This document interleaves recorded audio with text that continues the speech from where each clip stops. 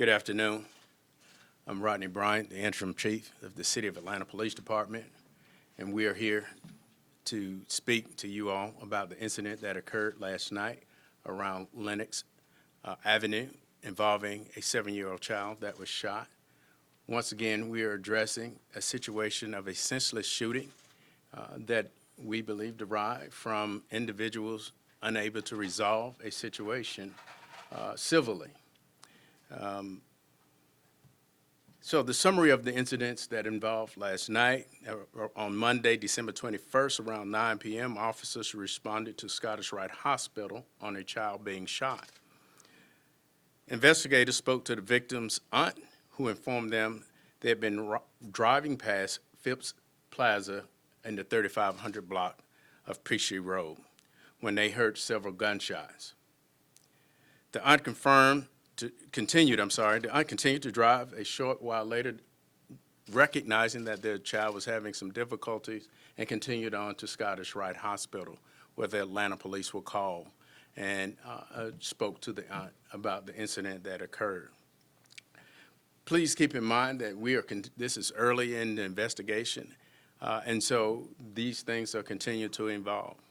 But what I really wanted to bring you all out and have a discussion about is our response to what's happening in this space. I am not pleased at the activity that we are seeing. I've deployed a number of resources to continue to address it. I am confident that we will have a resolution to this shooting and will bring the individuals to justice as this continues to unfold. I have the team here, and we'll go into a little bit more deeper detail to advise you of exactly what our stand-up response is as it relates to the holiday season. As I stated earlier, we have increased our patrol officers in there. Both malls have increased their level of security as it relates to it as well. Any questions from me before I hand it off to one of the investigators to speak? Was it just the little girl and her aunt in the car at the time? It was my understanding it was the aunt, the mother, and the child. And the mother and the child. So there was a fight going on near Phipps? So I'll let the investigators tell you exactly what it is that they have uncovered thus far, but it was some level of dispute. Sir, where was the child shot? It is my understanding the child was shot in the back of the head. Is it a boy or a girl? A little girl. And they, sir, they had not been at either of the Lenox or Phipps shopping. They just were driving by. From my understanding, they were leaving a shopping area. However, they were not at Lenox or Phipps at that particular time of the shooting. Did the shooter know the aunt or the child or the family of the child? We're still working that out, and investigators will speak to that shortly. So it's not random from what you've learned so far? Then I'll let the investigators speak to it. We don't believe that there was a true connectivity to the shooter, but I'd rather the investigators. I don't want to put too much out because, again, we're early on into this investigation, and I just don't want us to put wrong information out. I really want us to be able to work together to get some resolution to this and identify the shooter. But this may not have been a random incident, is that what you're saying? There are pieces to it that we just have to connect before we make any true speculation on it. And sir, I'm sorry, and I don't know if you can answer this, but at this point, how do we know that there was some sort of dispute? I mean, someone's going. Let's do this real quick. Let's have Okay. He'll give you a little bit of a rundown about it. So, good afternoon. I'm Lieutenant Malecki. I'm the homicide commander. So a lot of questions. Unfortunately, at this stage, we are less than 24 hours into this investigation. So we are still learning facts ourselves, and we're still trying to uncover all the circumstances that led up to this senseless shooting. We do know that there was a dispute involving multiple males in the parking lot of Saks Fifth Avenue. What we don't know yet if the results of that dispute are what led to the shooting. So we do have surveillance video in the area. We are in the process of recovering and going through that video. It's a little bit of a long process. We have just received the first batch of that video moments ago. So as we go through that, I'm sure that in the very near future, we will release some images, and we will push that out to the public in hopes of getting those individuals identified. With that, I would like to add that Crime Stoppers has increased the reward on this case to $10,000 in thanks to the Buckhead Coalition and the Atlanta Police Foundation. So it's possibly the child was hit by a stray bullet? So at this point, I can say that I do not believe the vehicle the victim was in was the intended target of that gunfire. Was that, the driver, the aunt, or the mother, So- did they know I guess the people that were? They had no idea. So, I mean, right now, we do think that they were just at the wrong place at the wrong time. Correct, that's what it looks like right now. And again, once we have more factual information, we will provide that. And they were driving on Peachtree. Correct. Do you know how many times the car was struck? One time, Just one? one Do time. you have the make and model of it? It was a Lexus. Yeah. Like, just a car? I'm not sure on the exact model on it. Yeah, it was a car. Do we know how many men were involved in this? In the parking lot? Again, I can't factually state that yet. As we go through the video and we look at different angles, I don't want to give a number right now that's incorrect, but there were multiple individuals. But I do not know at this point how many of those individuals actually produced a firearm and discharged it at that vehicle. So we don't know if it was a shootout between the two parties? Again, it's still early. I don't believe so, but we still have a lot of work to do to get those facts. And there were no other injuries reported from the shopping center or anything like that? No other injuries. Correct, yeah. How is that child doing at this point? Do we understand that she underwent surgery? She's still listed in critical condition. Yeah. Any other questions? Did she live around here? Was she from Atlanta? She was local to the area, yeah. She lived in Mapleton. No.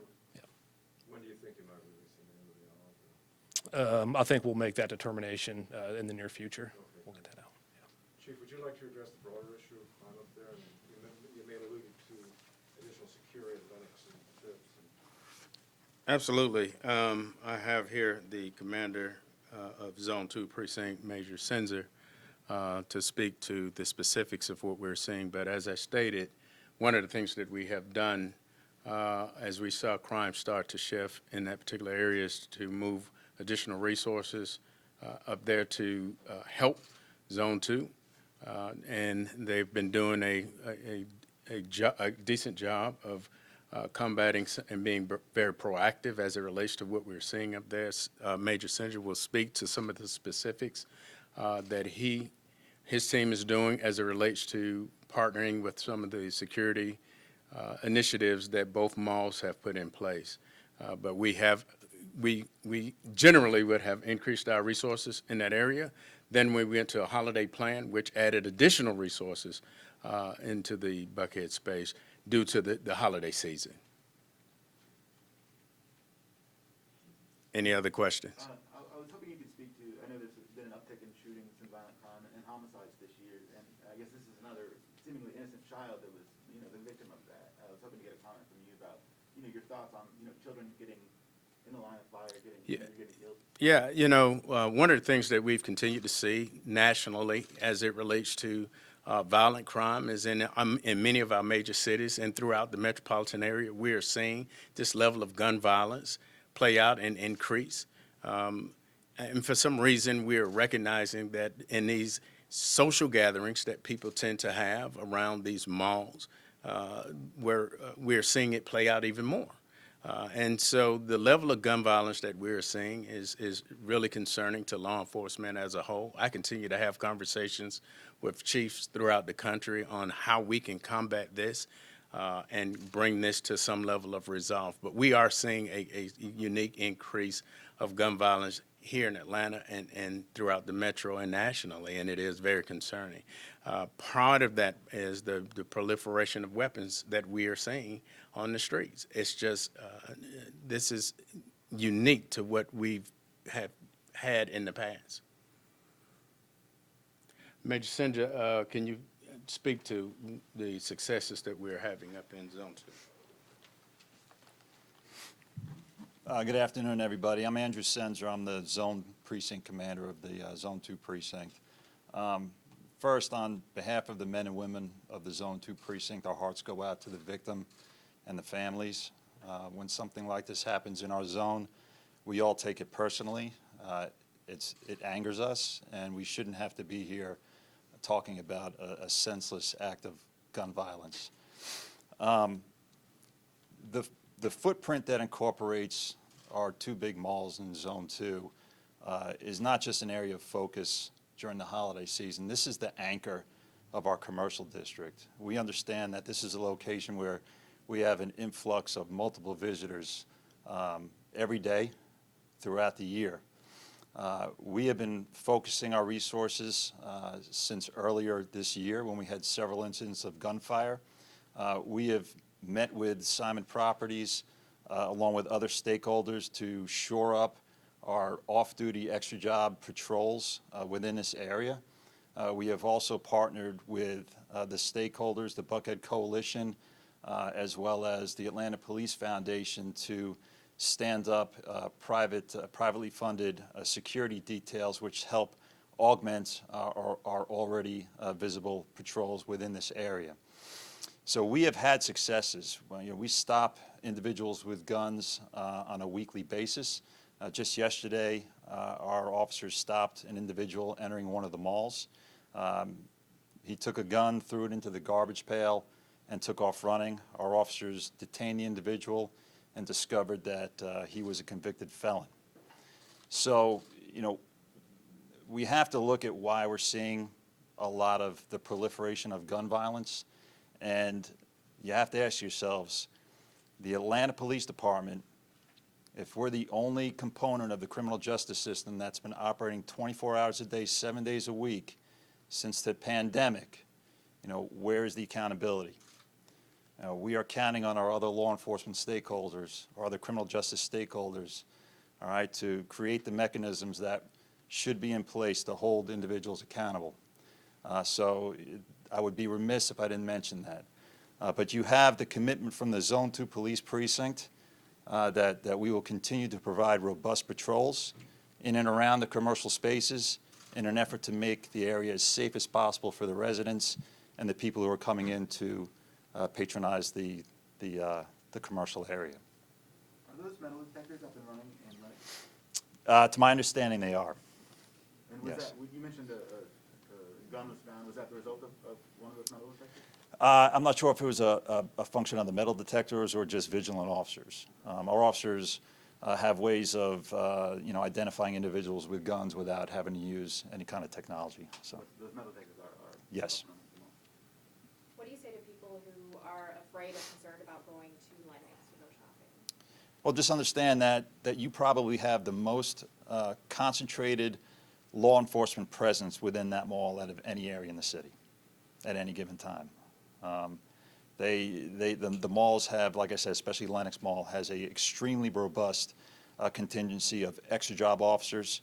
We also have a precinct in the mall that our discretionary units are based out of, and they are part of the comprehensive plan that we have over there to address the perceptions of lawlessness that create this apprehension to come into Zone 2 in that specific area. Sir, I'm not sure if you can answer this. The men that were involved, the people that were involved, were they at some point inside the mall shopping? Or were they just hanging out in the parking lot? I'd have to defer to the investigators on that question, ma'am. I'll get that real quick for you. Again, I'm not sure what their role was, whether they were shopping or just in the parking lot. And we'll have those answers hopefully shortly once we have the opportunity to review that footage. And then my other question is,